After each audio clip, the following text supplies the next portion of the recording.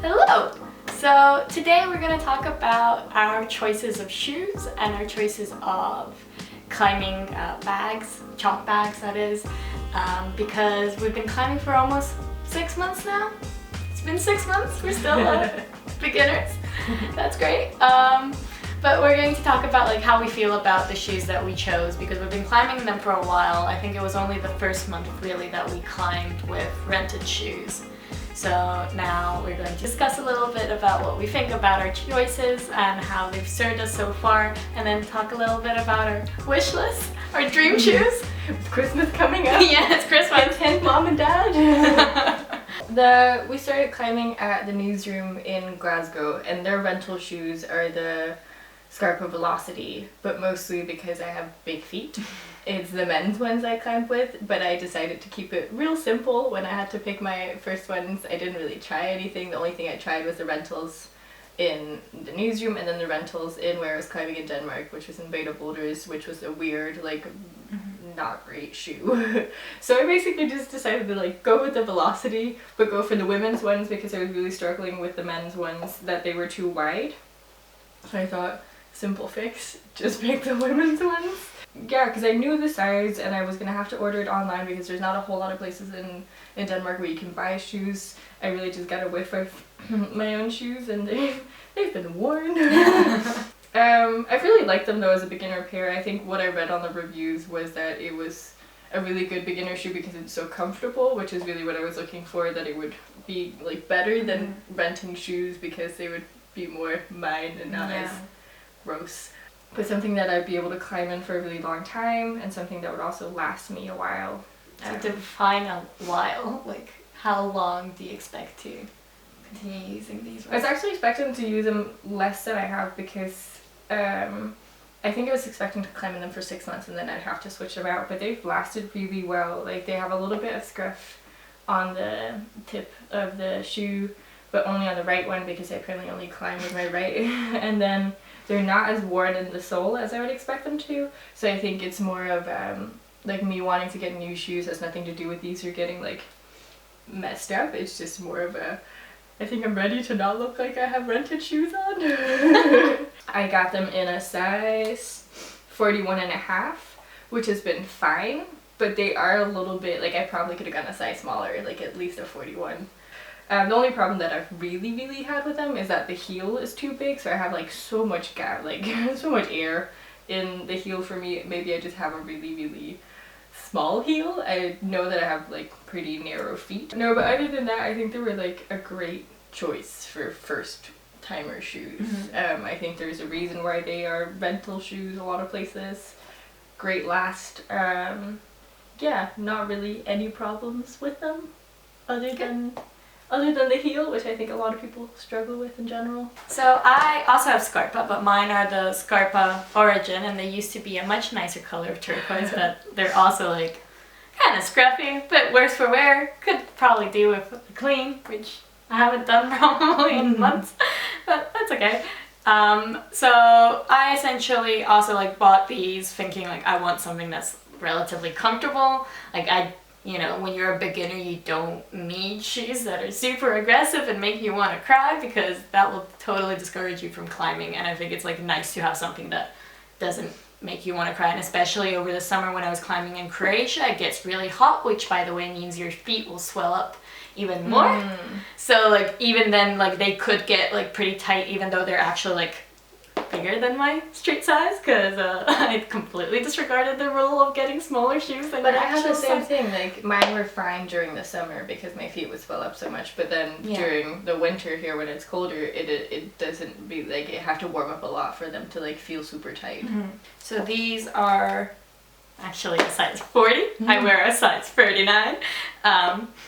Whoopsie, but like it just because when I was buying them it was already summer and I think like I tried on like smaller sizes and it was just not happening at all, and I think like they have actually served me pretty well, but there are like a few, so like I think they're like also a really solid beginner shoe because like obviously as you can see they're not really downturned very much, so like they're like relatively comfortable, but like I've also found the same problem of the heel where I think like the heel could be a bit tighter for my heel, which is the idea, like, even though like I only do heel hooks that are like super sketchy and like could rarely be classed as real heel hooks, but like it does make it hard to like try the new move. So I think like once you do start getting into like a bit more of the technical like hooks and stuff, like it can get a bit hard with the beginner shoes. But I think like they've lasted pretty well, like especially because like I use the wall a lot, and like I like will aggressively scruff at that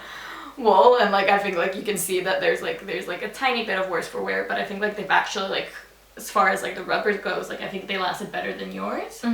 I like the fact that they have the Velcro because it makes it easier, and I think especially like when you're only beginning, laces might be a bit intimidating. I think like as far as beginner shoes go, like I would actually really recommend these ones, because I think they could also like, I think like these could last you like essentially like at least 8 months. 8 to 10 months, because there's no splitting, like they've been doing quite well.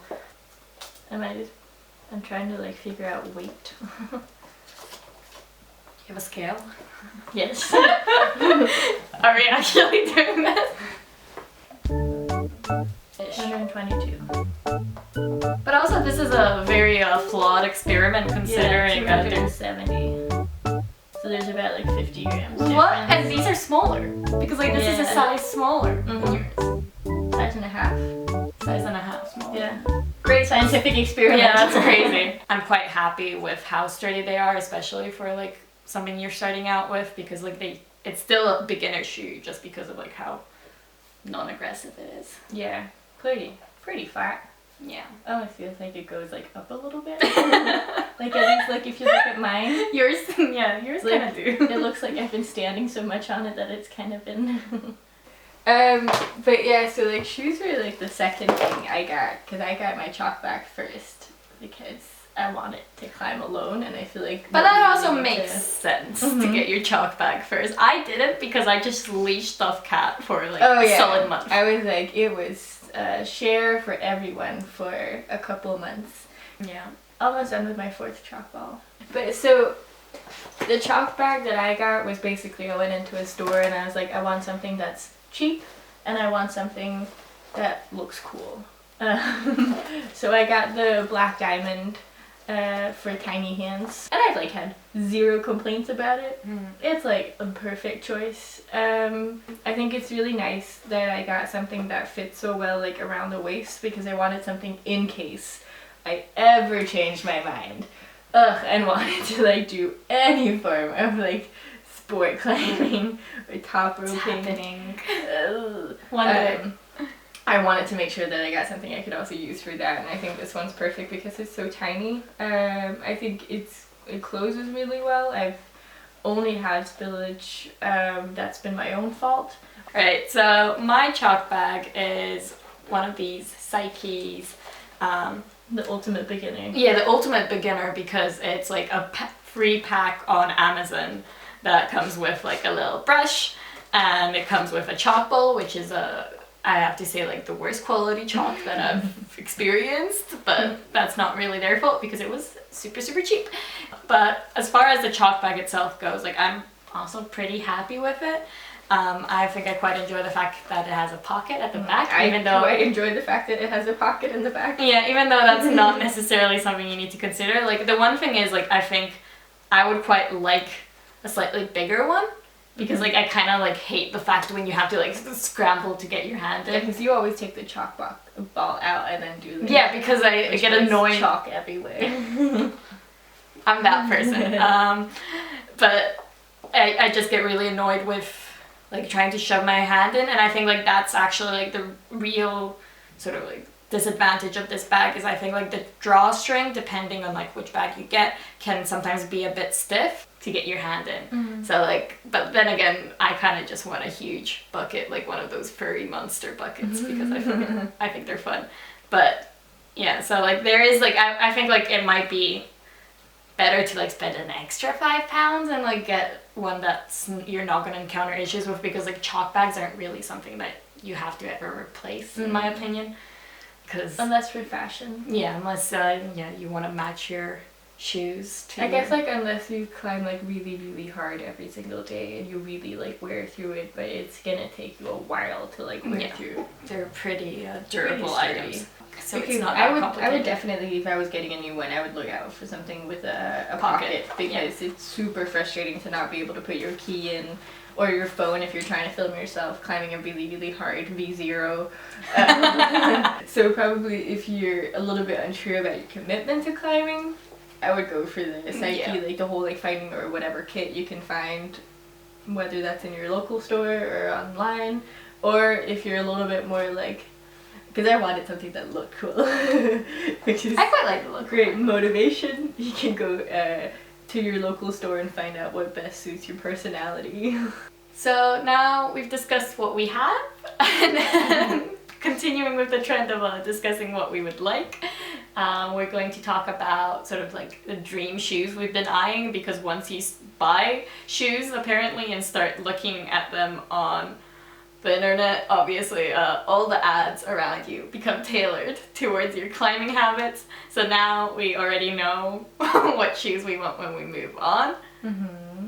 And We've known for a while. we've known for a while. We spend a lot, like too much time just scrolling through Epic TV or like other sites that have climbing shoes, and just looking at the pretty versions of them. Or even like I've found myself a lot like looking at people climb and looking at their shoes and just like straight up like staring at their shoes, and they must be thinking like, oh, why is this girl judging my footwork? Whereas like all I'm like, those are nice. So I think the main priority for me in the next shoes I want to get has been that it has a proper ankle fit, because I don't think it's that hard to get a proper like toe box sort of fit, and especially it's like the general like women's shoes like fit pretty well around a narrow foot, but I think the heel is really where it becomes difficult. So all my searching online in Reddit threads and forums has sort of led me to the 5'10" high ankles, and I've heard a lot of like, ooh, maybe they're not as good anymore because they were bought by Adidas, I think. And so their make shouldn't be, like, it's not necessarily as good as it used to be. So I'm sort of like, I really want to try out one of the shoes, but it's really difficult to find specifically the high ankles anywhere nearby, because what they have mostly is men's shoes. And that's kind of useless. But I really want to try just a pair of like women's 5'10" to see sizing and all that fun stuff, so I don't end up like having to order and reorder shoes. And then in general, I think I'm gonna stay away from Scarpa because they're usually for wider feet. I have found my love for overhang and dynoing and aggressive like things, so I really want like yeah, we're very like opposite in what we're looking for. So I think I'm gonna look for a more aggressive shoe, like maybe moderately, because I don't think I'm ready for like full aggressive.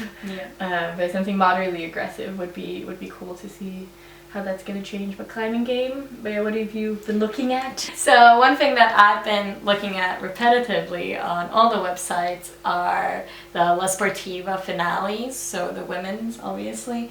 And I think like, and I'm looking specifically at the lace-ups because I think it's just like nice that the idea that I could make them more tailored towards my foot. Like that's why I specifically like laces, not just because I think they look nicer, but also because I think like it just means that then I can sort of like pull in the shoe according to like how my foot is feeling that day. And I think like that's especially because like since I run a lot, like I've also noticed like my feet obviously get a bit swollen. So I think like having a bit more variability for my feet like makes sense with the lace-ups. But also I quite like the finales because they aren't too downturned, and unlike Kat, I really like climbing slab, and I think it's really hard if you have like a shoe that's too downturned, like you can't really stand on like a lot of like the slabs that are built sort of like with bigger holds or like slopers, and I think like that's something that would make me very sad because that's one of my favorite types of climbers with slabs, especially with like really big slopery holds. Like I really love that. thank you so much for watching. That was our review of our beginner choices for shoes and bags. If you have any recommendations based on what we've said today that we're kind of looking for, feel free to leave it in the comment section. It'd be really nice to have some more like inside info on what kind of shoes we're supposed to get. Yeah, because we still know nothing. There's such a huge market that it's really difficult to find out. So any recommendations would be very welcome. If you want to see more of our faces, there's plenty of videos on this channel. A bit more climbing in them. A little bit more climbing. Little bit. A lot of falling. But you can also go to our website, trailchums.com, for like everything that we do. We have a podcast, woo! But you can also go to our Instagram, which is also at Trail Chums, if you want to see even more falling, but also sometimes climbing and having sort of a successful experience. But that was all we have for today. Thank you so much for watching, and we'll see you in the next video. Bye!